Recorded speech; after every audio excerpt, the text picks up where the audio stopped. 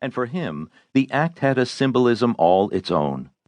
While inspired in part by his great-grandfather, Monsieur Le Corbusier, of Brussels, and the 18th-century French actress Adrienne Lecouvreur, a former resident of the townhouse where he lived in Paris, the renaming signaled his break with the past, with Victorian and bourgeois traditions and the embrace of the modern.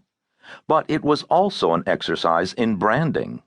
The original star architect would be forever distinguished from all other innovators in design, including his American rival, Frank Lloyd Wright.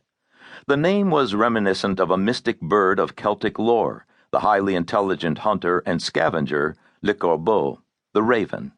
He had taken to drawing himself as the sleek black bird, peering down from a tightly gripped perch, assessing the landscape, ready to launch in acrobatic flight.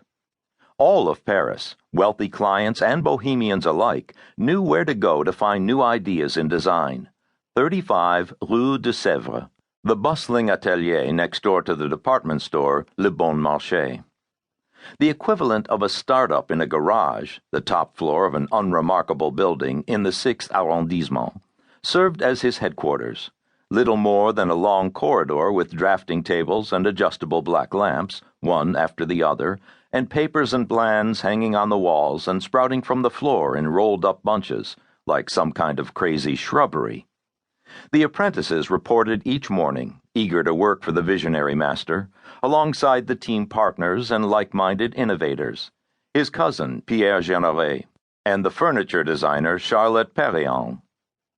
Each month, it seemed, brought a new building design, a new way to organize life, the places for living, for business, for government, for recreation and culture.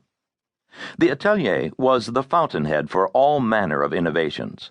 A car that was the precursor to the Volkswagen Beetle, furniture made of aluminum tubing, black leather, and spotted horsehair. Even, in time, a women's clothing line, an ensemble of V-neck blouses, pleated skirts, and go-anywhere sandals, submitted to America's first fashion magazine, Harper's Bazaar. At night, the team would celebrate with wine and champagne in the bistros of the Latin Quarter, and in the morning, after the master had done calisthenics or played basketball and painted, his lifelong side pursuit, they would all reassemble and get back to the blueprints and do it all over again. It was gratifying and utterly intentional that the people of Latin America, a hemisphere away, would hear about all the excitement. The trip there was one of many international forays for the ambassador of the new order. The fast-growing cities of Argentina and Brazil needed his help to be better organized, cleaner, more orderly places. Le Corbusier was the man with the plan. In standing-room-only lecture halls, he sketched the next city with charcoal on tan newsprint, never reading from prepared remarks, but instead creating a storyboard on the spot. He drew chains of apartment buildings set in open space, awash in sunlight and fresh air, with recreation areas and circulation all around, proposing it all as the most natural of evolutions. To demonstrate how cities cannot be frozen in time, he drew the Cathedral of Notre Dame and the Eiffel Tower, and then his towers in the park. The progression honored the past, but didn't stay stuck in it, not least because cities of the future needed to be prepared for ever-increasing populations. But, as he wrote, the critics and the mandarins in academia were saying no to all of it. They thought it outrageous to move on from convention and propose new forms, and that just made Le Corbusier more exciting, a true rebel. The Argentinians and Brazilians felt like they were part of something, that they were being given the keys to the future.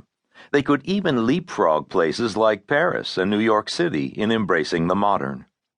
In one rendering from the perspective of being out at sea and looking on shore, he painted a set of 3 proposed apartment buildings in Rio, rendered in a soft yellow in a purplish haze, as if glowing with the promise of a happy future.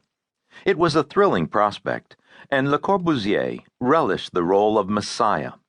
The prophet of the new architecture, blared the headline of an advertisement for a Spanish translation of the book he published in Europe years earlier, Vers une architecture, Toward an Architecture, touted in the copy as the Bible of the Perfect Dwelling. In the august interior